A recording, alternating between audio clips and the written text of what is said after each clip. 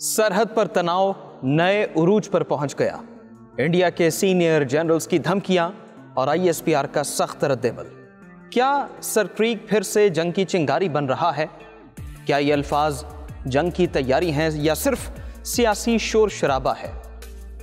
India के वज़ीर दिफा, तीनों सर्विसेज के सरबराहान की तंदोतेज बातें और ISPR का ये वाज़े जवाब, हम पीछे नहीं हटेंगे, एक बार फिर से दोनों रिवायती हरीफों के दरमियान जंग के शोलों को बढ़ा रहा है। आप देख रहे हैं 92 डिजिटल, मैं हूं उसामा गयूर अख्तर। व्यूअर्स, पाकिस्तानी फौज के शोबे ताल्लुकात आमा ISPR ने इंडिया के वज़ीर दिफा, आर्मी चीफ और एयर चीफ के बयानात पर रद्देमल देते हुए कहा कि पड़ोसी मुल्क की सिक्योरिटी इस्टेब्लिशमेंट जारहियत के लिए मनगढ़ंत बहाने तराशने की कोशिश कर रही है।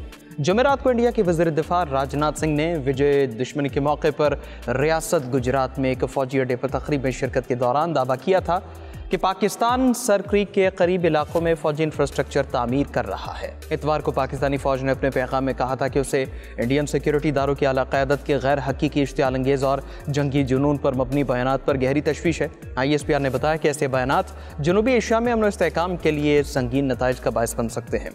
इस पैगाम में यह भी कहा गया कि मई में इंडियन जारहियत ने दोनों एटमी ताकतों को जंगी तसादुम के दहाने पर ला खड़ा किया था। शायद इंडिया अपने तबाहशुदा लड़ाका तैयारों के मलबे को भूल चुका है। पाकिस्तानी फौज ने मुतनब्बे किया कि इंडियन वज़ीर दिफा, आर्मी और एयर चीफ्स के इश्तियाल अंगेज़ बयानात मुस्तकबिल में बड़े पैमाने पर तबाही का बायस बन सकते हैं और ऐसे में पाकिस्तान पीछे नहीं रहेगा, हम बिला झिझक जवाब देंगे।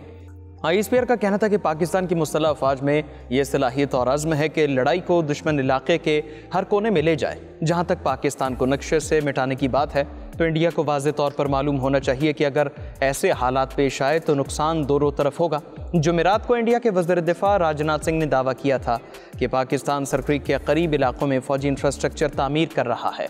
उन्होंने किसी भी मुहिम जोई की सूरत में पाकिस्तान को सख्त जवाब देने की धमकी दी थी। राजनाथ सिंह ने विजय दुश्मनी के मौके पर रियासत गुजरात में एक फौजी अड्डे पर तकरीब में शिरकत की, जिसमें इंडियन आर्मी के सरबराह समेत दीगर सीनियर रहनुमा मौजूद थे। इंडियन वज़ीर दिफा ने यह दावा भी किया कि पाकिस्तान की तरफ से सर क्रीक सेक्टर में फौजी बुनियादी ढांचे की हालिया तौसी बदनीयती की अक्कासी करती है। उन्होंने ये भी कहा कि सर क्रीक सेक्टर में पाकिस्तान की तरफ से किसी भी तरह की मुहिम जोई फैसला कुन रद्द-ए-अमल को दावत देगी। अगर पाकिस्तान सर क्रीक सेक्टर में किसी किस्म की मुहिम जोई करने की हिम्मत करता है तो जवाब इतना शदीद होगा कि तारीख और जोग्राफिया दोनों को बदल देगा। 1965 में इंडियन फौज ने लाहौर पहुंचकर हिम्मत का मुजाहरा किया और 2025 में पाकिस्तान को याद रखना चाहिए कि कराची जाने वाली सड़क भी क्रीक से गुजरती है। जुमे को Indian army chief general Upendra Dwivedi ने राजस्थान में फौजी दस्तों से खिताब के दौरान पाकिस्तान को धमकी दी थी कि रियासत पार दहशतगर्दी जारी रही तो पाकिस्तान को दुनिया में नक्शे में अपनी जगह पर नज़रसानी करना होगी। उन्होंने कहा था कि अगर आइंदा कोई तनाज़ा हुआ तो इंडिया इस सब्र व ज़ब्त का मुजाहरा नहीं करेगा जो ऑपरेशन सिंदूर के दौरान दिखाया गया था। जबकि जुमे को 93वें यौम फ़ज़ाइया की तकरीब के मौके पर इंडियन एयरफोर्स के सरबराह एयर मार्शल अमरप्रीत सिंह ने एक बार फिर दावा किया था कि मई में ऑपरेशन सिंदूर के दौरान पाकिस्तान के 4 से 5 लड़ाका तैयारे तबाह हुए, जिनमें ज़्यादातर F-16 थे। उन्होंने ये भी दावा किया कि पहली मरतबा पाकिस्तान में 300 किलोमीटर अंदर तवील कार्रवाई की गई, जिसमें पाकिस्तान की फौजी तनसीबात को शदीद नुकसान पहुंचाया गया। इससे कबल सितंबर में भी इंडियन फ़ज़ाइया के सरबराह air chief marshal AP Singh ने दावा किया था कि इंडिया और पाकिस्तान के दरमियान कशीदगी के दौरान इंडिया ने पाकिस्तान के कम अज़ कम 6 तैयारे मार गिराए थे। पाकिस्तानी वज़ीर दिफा ख्वाजा आसिफ इस दावे की तरदीद करते हुए कहते हैं कि एक भी पाकिस्तानी तैयारे को निशाना नहीं बनाया गया और ना ही कोई तबाह हुआ है। इससे कबल पाकिस्तानी हुकाम रफाल समेत मुतअद्दिद इंडियन जंगी तैयारे मार गिराने का दावा कर चुके हैं। अमेरिका के सदर डोनाल्ड ट्रंप भी पाकिस्तान और इंडिया के दरमियान जंग रुकवाने का क्रेडिट लेते हुए मुतअद्दिद मौक़ों पर कभी 5, 6 तो कभी 7 तैयारे तबाह होने का तज़किरा करते रहे।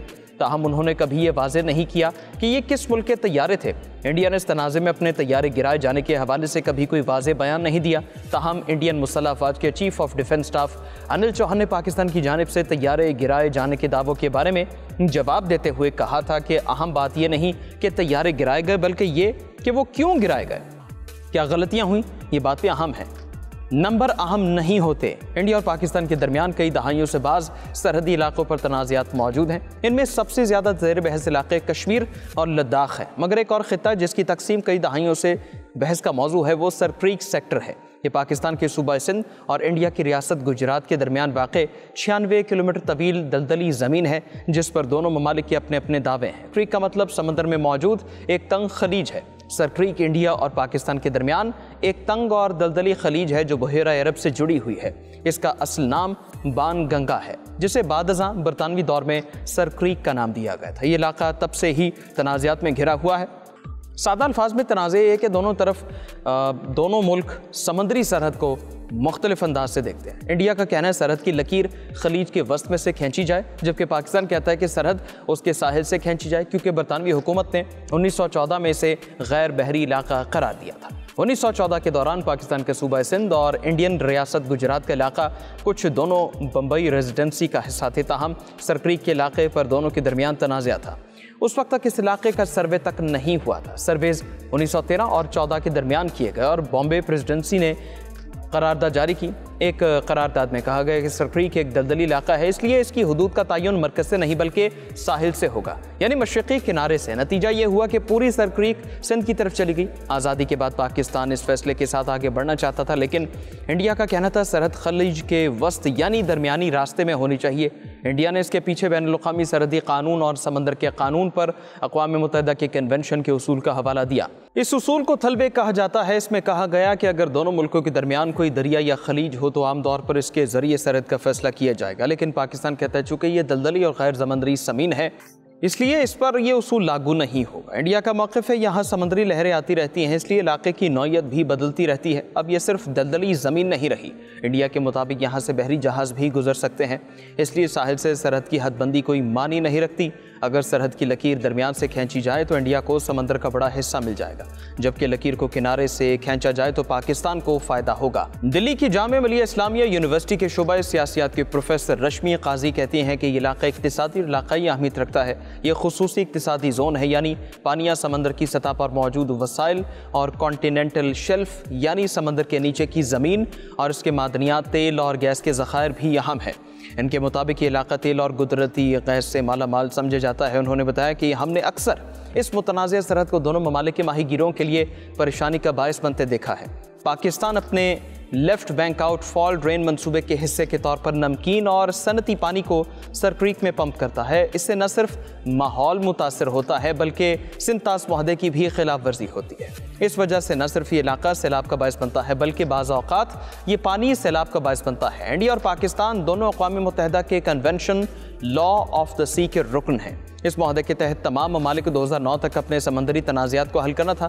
بصورت دیگر متنازع علاقہ بین الاقوامی پانی قرار دیا جائے گا، لیکن رکن ہونے کے باوجود انڈیا اور پاکستان سرکریک کو دو طرفہ مسئلہ قرار دیتے ہیں اور اس تنازع کو کسی بین الاقوامی عدالت میں نہیں لے جانا چاہتے۔ دونوں ممالک کے درمیان 2015 تک اس مسئلے کے حل کے لیے مذاکرات کے کئی دور ہو چکے ہیں۔ 1995 اور 2005 میں ہونے والی بات چیت کے مثبت نتائج سامنے آئے، لیکن یہ معاملہ تعطل کا شکار رہا اور کسی نتیجے پر نہیں پہنچا۔ رشما قاضی کہتی ہیں کہ مسئلہ صرف بات چیت کے ذریعے ہی حل ہو سکتا ہے، اس لیے دونوں ممالک کو خود ہی اس کا حل تلاش کرنا ہوگا۔ سوال یہ پیدا ہوتا ہے کہ وزیر دفاع راجناتھ سنگھ کا سرکریک کے علاقے میں پاکستان کی فوجی انفراسٹرکچر کی توسیع کا دعویٰ کتنا امپورٹنٹ ہے۔ دفاعی امور کے ماہر راہل بیدی کہتے ہیں کہ راجناتھ سنگھ کا بیان بہت ہی غیر معمولی ہے کیونکہ سرکریک کا معاملہ اب متعلقہ نہیں رہا۔ وہ کہتے ہیں 1990 کی دہائی میں سرکریک ایک گرما گرم موضوع تھا، لیکن اب ایک مردہ موضوع ہے۔ وہ کہتے ہیں کہ یہ واضح نہیں کہ راجناتھ سنگھ نے اس وقت یہ بیان کیوں دیا، لیکن یہ ممکنہ طور پر پاکستان کو خبردار کرنے کی کوشش ہے کہ انڈیا اس محاذ پر نظر رکھے ہوئے ہے۔ ان کے مطابق انڈیا نے بارہا کہا کہ آپریشن سندھور ابھی جاری ہے، اس لیے اسے اس کے ساتھ جوڑ کر دیکھا جانا چاہیے۔ دوسری جانب بھارتی سابق سفارتکار مہیش سچدیو نے خبر رسائی ایجنسی INS سے بات کرتے ہوئے کہا کہ انڈیا نے اس علاقے پر پاکستان کے دعوے کو مسلسل مسترد کیا۔ انہوں نے کہا کہ ہم بین الاقوامی قانون کی پاسداری کرتے ہیں، ہم اپنی سرزمین کے دفاع کے لیے یہاں انفراسٹرکچر بھی بنا رہے ہیں، اس لیے راجناتھ سنگھ کا بیان پاکستان کو پیغام دینے کی کوشش ہے۔ پروفیسر رشمی قاضی کا خیال ہے کہ اگر پاکستان سرکریک کے علاقے میں اپنی فوج نقل و حرکت بڑھا رہا ہے تو انڈیا کو بھی چاہیے کہ وہ اپنے فضائی دفاع اور ریڈار ٹیکنالوجی کو مضبوط بنائے، کیونکہ یہ سرحدی علاقہ ہے اور یہاں سے دراندازی کا خطرہ بھی ہے۔ یہ سرکریک کی دلدلی زمین شاید ایک بار پھر بارود کی خوشبو سونگھنے والی ہے۔ سوال یہ ہے کہ کیا جنوبی ایشیا ایک اور جنگ کے دہانے پر کھڑا ہے یا یہ صرف بیانات کی گھن گرج ہے جو کسی بڑے طوفان سے پہلے کی خاموشی کو توڑ رہی ہے۔ یہ الفاظ نہیں، چنگاریاں ہیں جو کسی بھی لمحے شعلوں میں بدل سکتی ہیں۔ سرکریک کا تنازع اگر دہکا تو اس کی آگ صرف سندھ کے ساحل تک محدود نہیں رہے گی، یہ پورے خطے کے امن کو جلا کر راکھ کر سکتی ہے۔ آج کی ویلاگ سے اتنا ہی، اجازت دیں، اللہ حافظ۔